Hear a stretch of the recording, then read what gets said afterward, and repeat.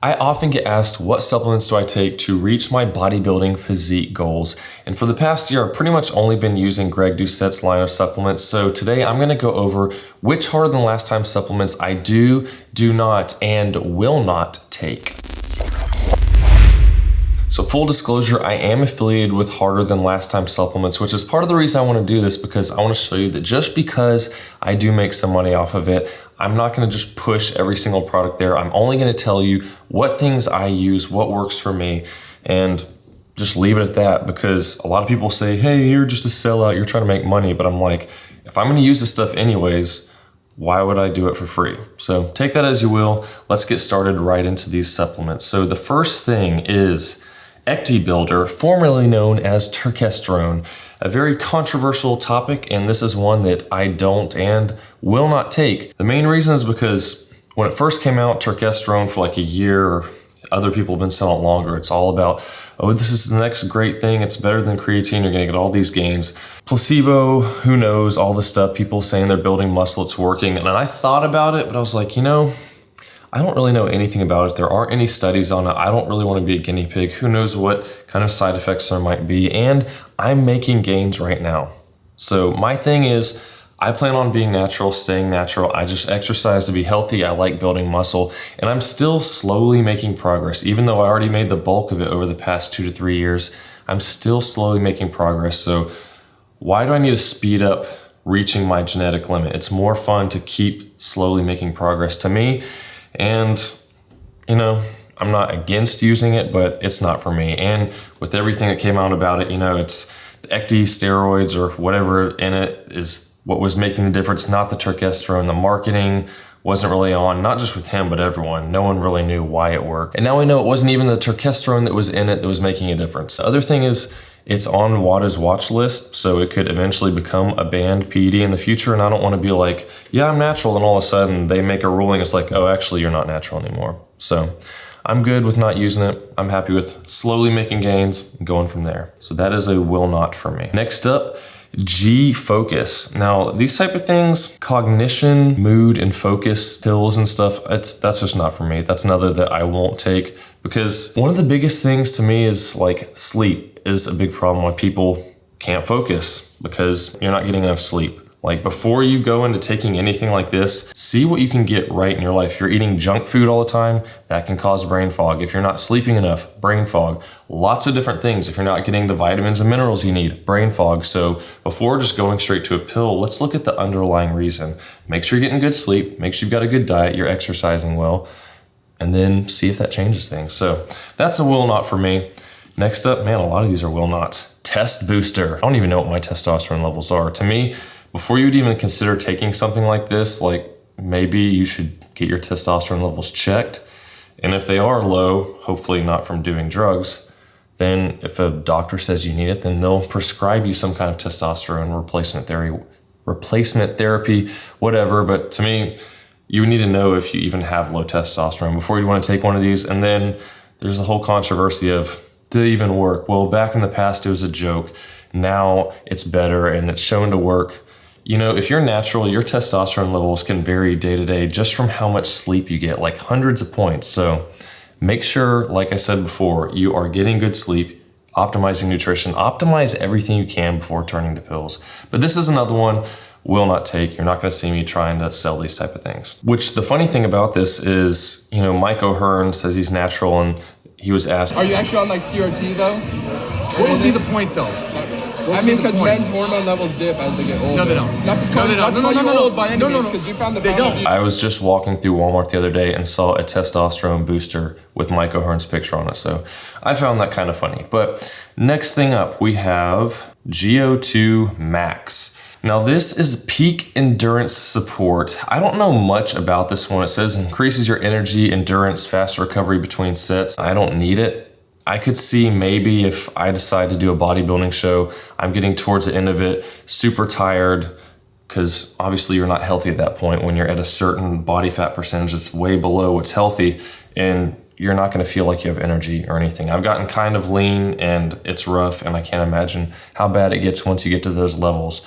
And so this I don't take, but something I possibly would look into if I was using it for a reason, but that's only gonna be for a short period of time. It's not something I'm gonna get and just start taking all the time to try to improve my endurance. Pre-workouts. Now here's one of the main things I do take. So we have the pre-workout right here, 2.0, the pre-pump, and then this hardcore stem pre-workout. Now the 2.0, that's his pre-workout that has caffeine in it, and then the pre-pump is the one that doesn't have caffeine. There's also some different ingredients in the two, but overall that's the big difference between them. And between each of these as well, there's also options with beta-alanine and some without in either the caffeine or non-caffeine versions. I have some videos I'll link here with trying out the different pre-workouts, but I use both of these. I've gotten to where I try to use less caffeine, except for the days if I don't get good sleep and then I do want that something to help me out for that day. A little more, but I try to stick to the pre-pump ones because I don't want to get dependent on caffeine. I don't like being addicted to stuff. I just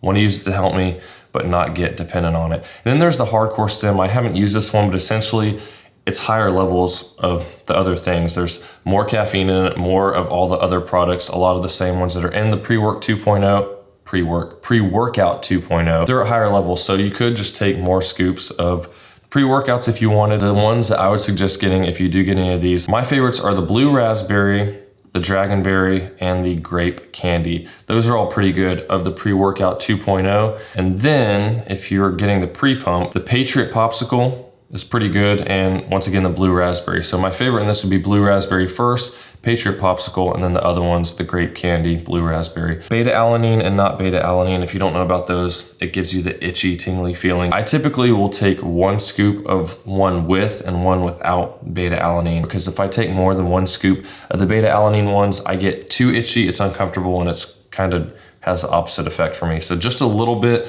it helps me out, and I can feel it, but too much, I don't like. So yes, on pre-workouts. Next up, Perilight, EEA and BCAA plus electrolytes. I don't take this. I'm not against taking it. I really don't know much about it. About EAAs and BCAAs, I pretty much just stuck with creatine, pre-workouts, protein powders, that type of stuff. But it's something you're into, you know, if you think it'll be helpful for you, sure, look into it. Then we have protein powders. Now, there are three main kinds he has. So we have the whey protein, the casein plus whey protein, and then the vegan. I've tried a couple of the vegan flavors. They taste fine, but when mixing them in with stuff like oatmeal, it changes the texture a lot, and I don't really like the texture of it. So I'm not a fan of the vegan ones. Obviously, if you're vegan, I'd go for that, but I haven't used it in a whole lot. I've made some protein bars with it, and it does taste fine with that. The texture is a little different, but it's not bad. From the regular protein bars, I have some videos on that as well. Can link for you if you want to make some homemade protein bars. The casein plus whey, there are a lot of different flavors in this one. So there's fruity cereal, vanilla ice cream, chocolate donut, lucky marshmallow cereal, s'mores, maple cookie, strawberry cheesecake, and I've gotten almost all these flavors, and they pretty much all taste pretty good. I don't like the way the donut one tastes. It just wasn't very good to me. But the marshmallow cereal one I will use in my oatmeal. Once again, the whey plus casein, it's a lot thicker, and it does change the texture of the oatmeal, so I don't really like using it that much. The casein in it is better for cooking things, and that's probably why Greg puts it in here, because he has lots of recipes, and then you have lots of options with flavors for those recipes, but I'm not a big fan of it because I typically just use it with adding with oatmeal, or if I just want to drink some real quick and I don't want it to be really thick. So my go-to is just the regular whey protein. This vanilla peanut butter, really good mixing a scoop in with a couple servings of oatmeal. It tastes really good. The texture stays like normal oatmeal, which is what I like, and that's the main thing I use it for. What I would like to see is more flavors in the regular whey protein. Like, let's get a chocolate one and like one fruity type of the regular whey protein, and that will be just what we need. But protein powder, that is one that I use, and this is the main one here, regular whey with vanilla peanut butter. The Seco Bar. Now, I made a review on the Seco Bar as well, had my kids try it out. They liked it. It tastes fine to me, but it's not like, oh, this protein bar is so great. There are other protein bars that I like just as well. Like, I've been getting the Pure Protein strawberry flavor one, which is quite good. And also I just discovered this past weekend. It is a chocolate mint cookie of the same brand. And if you like Girl Scout Thin Mints, this right here is gonna get you pretty close to it. I put them in the fridge, so they're kind of cold. That's what I do with the Girl Scout Thin Mints. when I used to get them, and it's pretty good. So this for a dessert, 180 calories, 20 grams of protein, or 19 grams of protein. That 1-to-1 ratio I like for foods. It's really good. And also I was on the road last week and I discovered the MetRx, I think it's like some kind of apple pie crunch protein bar. It's higher in calories, 390 calories, 30 grams of protein, but it is actually quite good. It's like eating a dessert, and it's huge too. So it's not like this, it's bigger. I mean, the macros overall, the ratio is better than a Anabar. So if you like Anabars and you don't care about the macros, that's something to try out, because it is like eating apple pie, which is something I really like. But the Seco Bar, nothing wrong with it. It's out of stock right now. It tastes fine, but it's not one that I'm like, oh, I just want to go get. It's so good for the price and shipping when, you know, I can just go to Walmart and buy these in bulk and they taste pretty good. They do the trick and they help me meet my protein goals. So Seco Bar is not something I've been getting, but it's fine. If you like it, then yeah, sure. Next up is creatine, and this is one that I do take. So this is the other main thing. I take creatine. I have a video I made on it, on how I got a cheapo Walmart version of creatine and I started breaking out, and I did some experimenting with coming off of it for a few months. My face was clearing up, started taking it again, started breaking out again. So you can see in that video, essentially, I don't know if there's fillers or something they put in there. It's not pure creatine, but I started using this. I haven't had any problems. So I just been buying 3-packs and it lasts me a long time, taking 1 scoop a day and just keeping those creatine levels high. So this is one I do take and will continue to take. Then we have liver support. Now, this isn't something I take and I wouldn't plan to, because from what I understand, when you're taking PEDs, a lot of them can be liver toxic and hard on your other organs. So if you are taking performance enhancing drugs, and this is probably something you'd want to look into, but that's not in my area, so it's not something that I will probably ever be taking in the future. We have fat burner.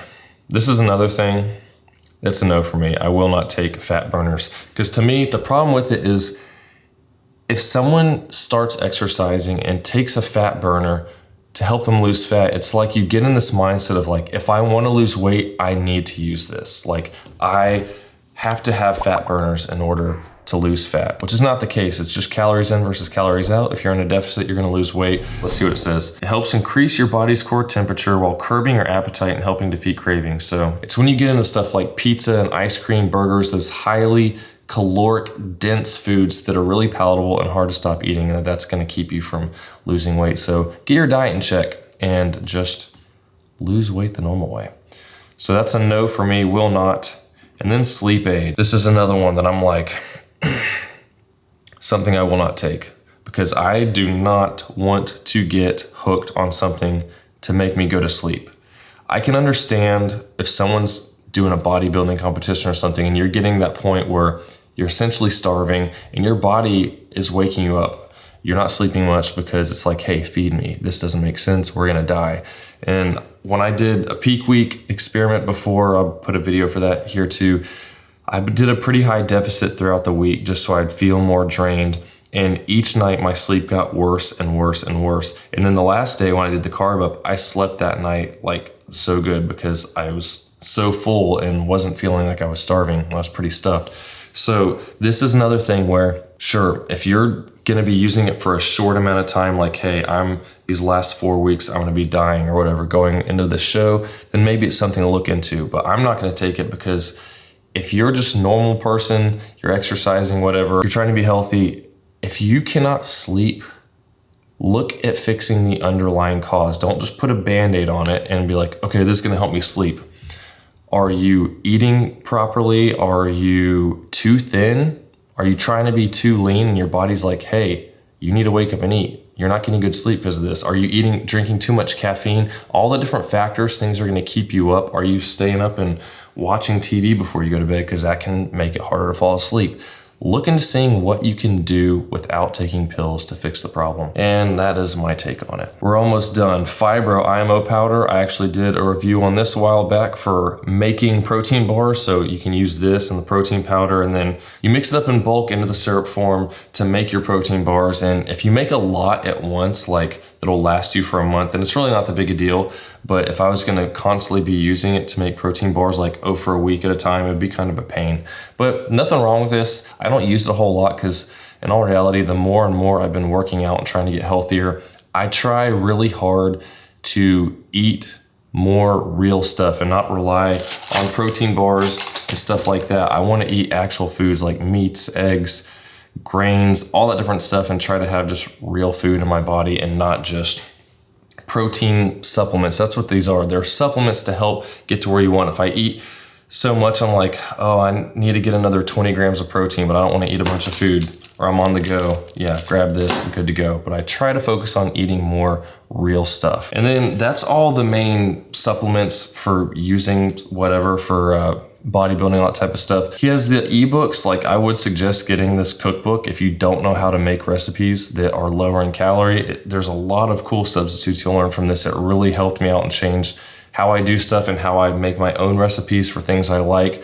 Something will taste good and I'll come up with my own ideas and go from there. So it can really give you a good baseline into doing that. And it's like, oh, it's 150 bucks, that's so expensive, but it's a one-time thing and you have it forever. Like, is it really that expensive? And there's a ton of recipes in it. It literally can change your life. Yeah, that sounds cliche, whatever, but learning stuff that's gonna help you for the rest of your life really is a big deal. And I mean, in all reality, if you go to Starbucks every day, that's what, $5 a day times 30 days, 150 bucks. Like, don't go to Starbucks for a month and boom, your book is paid for. I didn't get the meatless one or the circle diet. I'm sure they're both good. And then, Apparel and shakers. This shirt, I got one of these. It's not my favorite. I don't like how it's loose and flowy. I like tighter ones like this Nike one I have, which I'm not getting paid by them. I just like this shirt. It's one of my most comfortable ones. This ice shaker I got, what I like is that there's no shaker ball in it because those things are annoying to clean. This thing has this on the inside. And it's great for using with pre-workouts. I don't do protein powder if I was mixing something up in this because it just gets kind of caked up on that and it is a little harder to clean, but for pre-workouts, it's nice and it's not like dinging around and making loud noises, but it's also higher quality. It's the kind of like a thermos type of thing, like, you know, keeps your stuff warm or cold depending on what you have. So I've really liked it. I had the same thing from Rise before, but then I think I broke it on accident. I dropped it and the handle broke off, but then I think I left it actually somewhere. So then I lost it. And Greg came out with these, was like, well, I might as well get one, harder than last time. And then these, if you spend a certain amount on the website, you'll get this for free. I actually have a couple of these now because I do buy my own supplements from them. I don't get them for free. I'll use it if I do want to shake up a protein drink for something real quick because it does have the little ball shaker. It's not like the squishy metal ones. It's this little thing here, but it works fine. And yeah, once again, I have a link in the description that links to my affiliate account if you want to buy anything from Harder Than Last Time, and it does help out the channel. And just for a recap, the things I do take are pre-workouts, protein powders, and creatine. Those are the main three. There's a few other things I might take, or like, you know, the protein bars, they're fine, but let me know what you take, what supplements you like, what works for you. Be interested to see, and I'll see you next time.